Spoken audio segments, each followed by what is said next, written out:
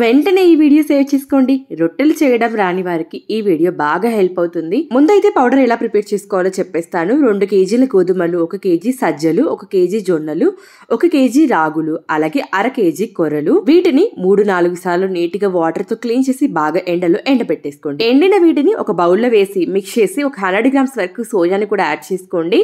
అలాగే ఇందులోకి కొద్దిగా సాల్ట్ వేసారనుకోండి, పిండి ఎక్కువ రోజులు పాడవకుండా ఫ్రెష్ గా ఉంటుంది. పిండి పట్టించిన తర్వాత వెంటనే డబ్బాలో స్టోర్ చేయొద్దు. వేడి పూర్తిగా చల్లారాక స్టోర్ చేసుకోండి. ఉదయాన్నే బ్రేక్ఫాస్ట్ ఏం చేయాలో తెలియనప్పుడు ఈ మల్టీగ్రెయిన్ పౌడర్ లో కొద్దిగా ఉప్పు, వాటర్ వేసి దోశ బ్యాటర్ లాగా మిక్స్ చేసి దోశలు వేసేసుకున్నా కూడా చక్కగా వచ్చేస్తాయి. రెగ్యులర్ గా తినే దోశల కన్నా కూడా ఈ దోశల రుచి చాలా బాగుంటుంది. ఈ మల్టీగ్రెయిన్ పౌడర్ లో కొద్దిగా ఉప్పు వేసి గోరువెచ్చని వాటర్ వేసి చపాతీ పిండిలాగా కలుపుకోండి. పిండి మరీ జారుగా ఉండకుండా కాస్త గట్టిగా ఉండేలాగా మిక్స్ చేసుకోండి. కొద్దిగా పిండి ముద్దను తీసుకొని డ్రై పిండి కొద్దిగా చల్లుకుంటూ మరి ఎక్కువ ప్రెజర్ పెట్టకుండా మీడియం థిక్నెస్ లో చపాతీలాగా రుద్దేసుకోండి.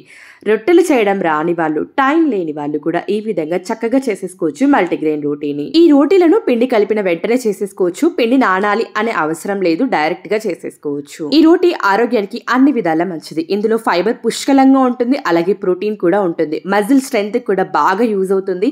బ్లడ్ షుగర్ లెవెల్స్ ని కూడా కంట్రోల్ చేస్తుంది అండ్ అలాగే మజిల్ స్ట్రెంత్ ని కూడా ఇంప్రూవ్ చేస్తుంది. వెయిట్ మేనేజ్మెంట్ కి, అలాగే మన బాడీ ఇమ్యూనిటీ సిస్టమ్ ని కూడా బాగా బూస్ట్ చేస్తుంది. అలాగే జాయింట్ పెయిన్, నీ పెయిన్ ఉన్న వాళ్ళకి కూడా బాగా హెల్ప్ అవుతుంది. ఈ మల్టీగ్రెయిన్ రోటీ పౌడర్ రెసిపీ మీకు నచ్చినట్లయితే లైక్ చేసి ఫ్రెండ్స్ అండ్ ఫ్యామిలీ మెంబర్స్ కి షేర్ చేయండి.